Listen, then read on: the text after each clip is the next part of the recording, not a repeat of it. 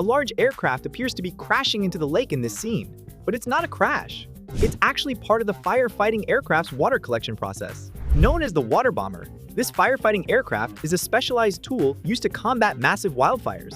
The aircraft flies to the nearest river or lake and performs a low-level flight just above the surface, using water intake ports located on its underside to collect up to 6,000 liters of water in about 15 seconds. This amount of water is equivalent to what 10 fire trucks can carry, making it extremely effective in directly extinguishing flames or reducing temperatures. The water bomber is especially invaluable in mountainous or rugged terrains, where fire trucks cannot easily reach, truly showcasing its capabilities in such challenging conditions.